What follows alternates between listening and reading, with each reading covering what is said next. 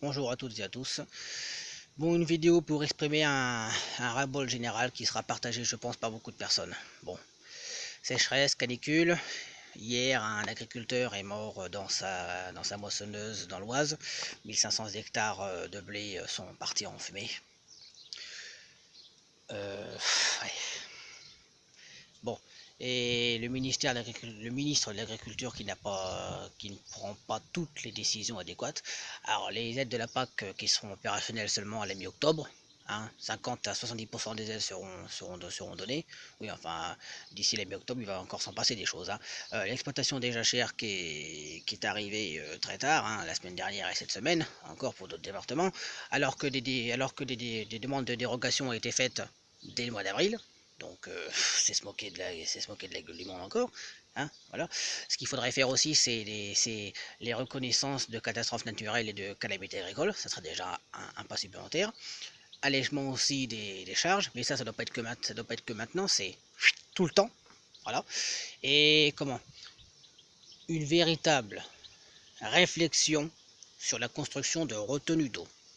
Parce que le ministre n'arrête pas de dire qu'il faut en construire, mais il n'emploie pas ses sbires pour les envoyer sur le terrain et voir où sont les terrains possibles pour créer des retenues d'eau.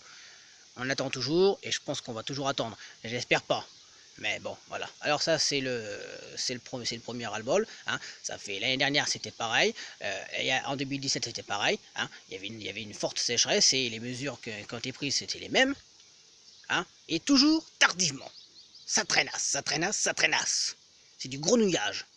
Ça suffit de bavasser comme ça.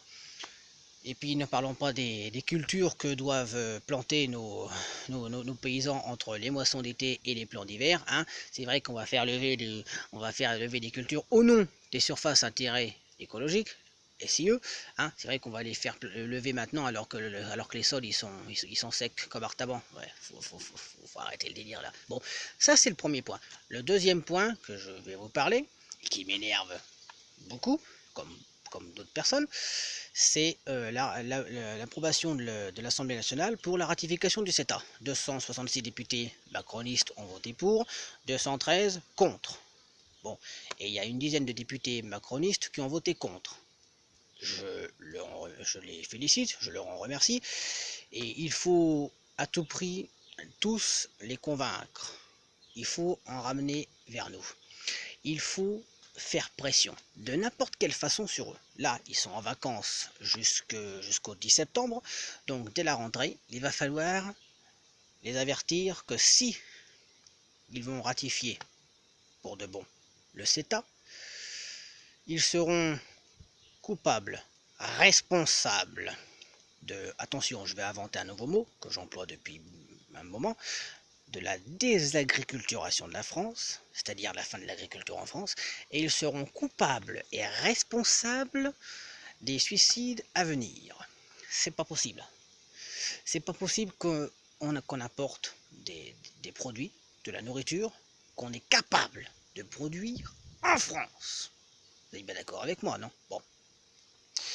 On nous parle d'économie locale, mais ce n'est pas tellement d'économie locale d'importer de la viande étrangère qui est de surcroît de la merde, excusez-moi de le dire, hein, alors qu'on a déjà en France. On fait chier, on fait chier les éleveurs français avec la montée en gamme. Et on apporte de la nourriture étrangère qui ne correspond pas, qui ne respecte pas nos standards de production européens et français. Parce qu'il faut savoir qu'il y a des normes européennes et françaises. Hein. Donc, ça en fait beaucoup pour nos éleveurs. Ça en fait beaucoup d'autant plus que si vous ajoutez les foireuses promesses des États généraux de l'alimentation, sous l'égide de Monsieur Jean-Baptiste Moreau, hein, qui nous avait fait croire et promis que les éleveurs seraient mieux rémunérés que les agriculteurs.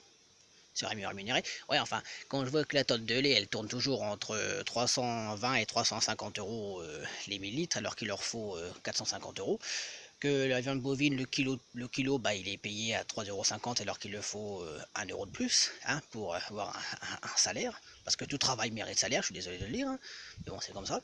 Donc, tous les accords de libre-échange, le CETA, le Mercosur bientôt, le Mexique, l'année dernière qui a été approuvé, non, cette année, au mois d'avril, pardon, qui a été approuvé, 20 000 tonnes de viande bovine qui vont arriver du Mexique en Europe, c'est formidable aussi, ça, on n'arrête pas.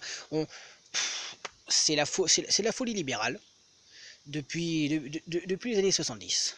Voilà, et ça, plus la sous-rémunération des agriculteurs, eh bien ça fait beaucoup, et donc ça pousse beaucoup d'entre eux au suicide, et les suicides qu'on ne parle pas, quoi. On parle des suicides chez les forces de l'ordre, mais un agriculteur qui se suicide tous les 2 jours, ça gêne personne, ça. Ça gêne personne. À là-haut, les hautes sphères des collectivités du terrain, comme je les appelle, elles s'en fichent, elles dorment bien. Bah, je sais pas comment elles peuvent bien dormir, hein. Bon, voilà. Donc ça, plus ça, plus ça, plus ça, c'est un ras-le-bol général. Donc nous allons tout faire. On va jouer, moi comme vous, on va jouer notre bateau. Nous allons tout faire pour que les accords de libre-échange, d'abord le CETA, ne soient pas ratifiés par la France. Je ne vous le promets pas, mais comme vous tous, je donnerai tout. Voilà. Donc, je soutiendrai chaque moyen de pression fait à l'encontre de nos députés pour ne pas approuver la ratification du CETA. Voilà. Maintenant sur ce, à la prochaine fois, et je n'hésiterai pas encore à réagir.